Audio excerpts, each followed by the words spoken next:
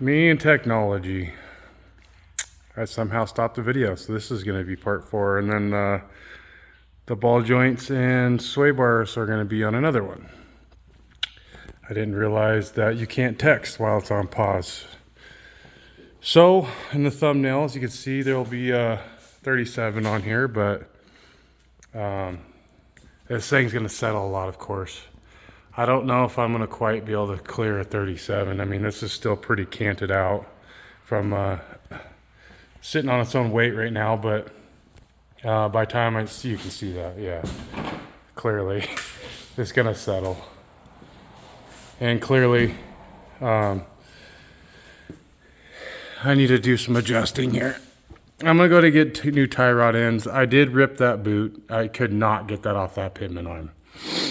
And then I had to modify my pitman arm puller because it wouldn't, I had to take the casting marks off the puller to get to the pitman arm. And no, I'm not leaving that sticker on there. It's a warning or whatever. And then in the meantime, my son was here, so he was spray painting frames. So that was kind of cool. Get rid of that ugly flat sheen because I'm way behind.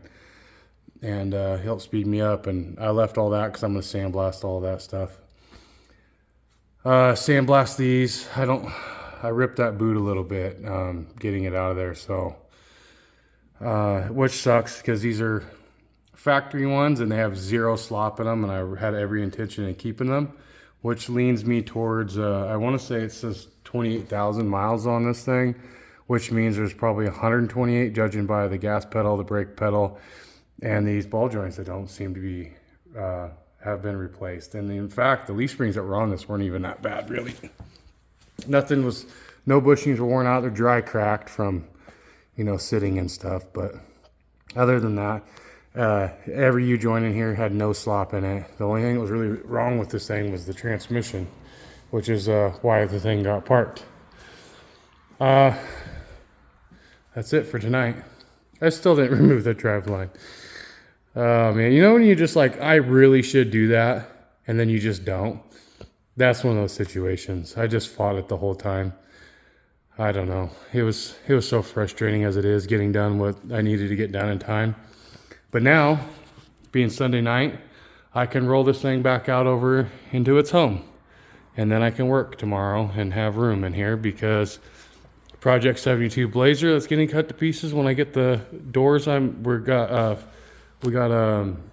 OEM doors coming. They're not NOS doors, OEM doors, and that's what I'm going to base my quarters and everything off of. So that's on standby until then. As you can see in the shorts, these have been getting sandblasted, or not sandblasted, wet sanded. I'm frazzled. I've been doing too many things, and then I got tomorrow morning to get here 4 o'clock, 5 o'clock in the morning, depends on how I feel, and fix this DIY situation that somebody took a battle axe to, and this is terrible. I'm gonna address that tomorrow, because my boss is pretty cool. So a lot of the things that I have on this, I have traded things like this in the mornings. I'll work a few hours in the mornings and do stuff on his personal stuff, and then I trade for parts, so that's pretty sweet. Speaking of parts, just for the video coming up, a little teaser. Son's in the race focus. He was the master painter today. Say hi. Hello.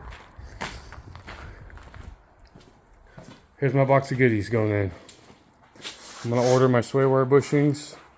There's all my rattle can goodies for DIY stuff. And then of course you've seen everything else. It's still a disaster from tearing it all to pieces. But there's all my seals. I have my U-joints coming, my bushings for the sway bars coming. That's every single seal for every yoke. That's rear bearing seals, wheel cylinders, shoes, one spring kit, because one spring kit's coming here on Tuesday, and that's why I haven't done the rear brakes yet. Well, not the only reason. That's one of the reasons I haven't done the rear brakes yet. The other reason is I need to get the lift in here and get this thing out of here. But as you can see in other videos, this thing looks a million times better. I didn't get to sandblasting my rear differential like I wanted. I'm going to go ahead and pull the sumps and replace all that. And then I'm going to sand this bad boy down and get ready for the paint booth. Right, Easton? Here, stand by it so you can see how tall it is. Easton's 10. You just want to show me the insert. No, the truck's tall. That's a 33. That's just kind of for reference. But there you have it. I'll do a part 5, and then I'll do upper and lower ball joints, sandblast that, new bearing seals, brakes. I'm just gonna go ahead and get calipers. I'm gonna get new tie rod ends. And like I said, I ripped the boot on the drag link, so I'm gonna get a new one of those. And then I'm gonna redneck align this thing when it settles. And then tighten all my U-bolts all the rest of the way, because they are, there's still a little bit of a gappage. Because it's not settling, and I don't want to force them home and bend them. Well, there you have it. God's good. Peace.